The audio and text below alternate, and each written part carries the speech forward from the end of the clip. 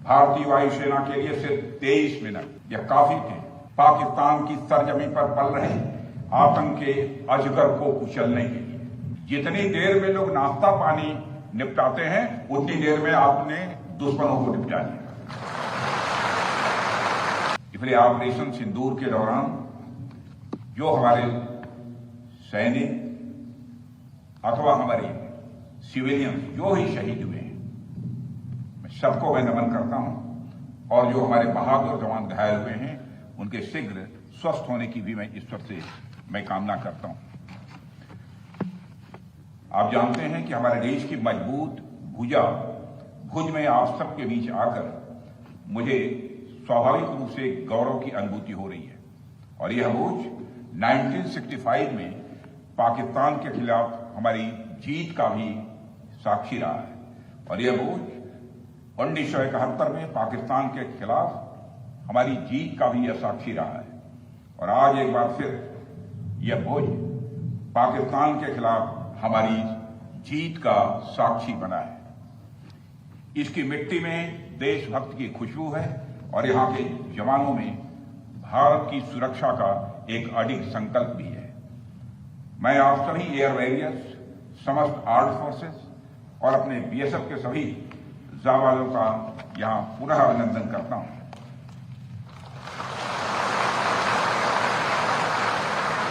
अभी कल ही मैं श्रीनगर में सेना के अपने वीर जवानों से मिलकर लौटा हूं और आज मुझे आपके बीच आने का यहां अवसर मिला है।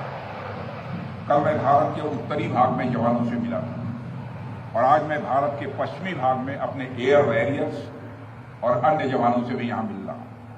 दोनों ही फ्रंट्स पर हाई एनर्जी और हाई जोश देखकर सच्चाई है कि मैं स्वयं को अपने को उत्साहित महसूस कर रहा हूं और आश्वस्त हूं कि भारत की सीमाएं आप सभी के मजबूत भुजाओं से पूरी तरह से सुरक्षित है। ऑपरेशन सिंदूर, और मैं बताना चाहता हूं ऑपरेशन सिंदूर नाम किसने दिया? ऑपरेशन सिंदूर का नाम हमारे देश के यशस्वी प्रधानमंत्री आदरणीय नरेंद्र मोदी ने दिया, जो इसी जापान की धरती गुजरात की धरती पर गुजरात नाम से और ऑपरेशन सिंदूर के दौरान जो कुछ भी आपने किया है, समस्त हिंदुस्तानियों को, चाहे वो भारत के रहने वाले हों अथवा दुनिया के दूसरे देशों में रहने वाले हों, सभी गौरवान्वित हुए हैं। भारतीय वायुसेना के लिए सिर्फ 23 मिनट यह काफी थे पाकिस्तान की सरजमी पर पल रहे आतंक के अजगर को कुचलने के लिए और वह आपने करके दिखाया है।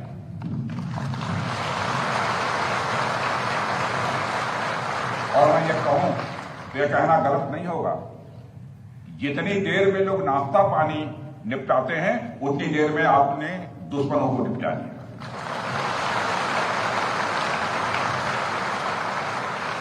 आपने दुश्मनों की जमीन पर जाकर आपने मिसाइलें गिराई है। उसकी गूंज केवल भारत की सीमाओं तक ही सीमित नहीं रही है, बल्कि सारी दुनिया ने सुना है मेरे दोस्तों, सारी दुनिया ने सुना।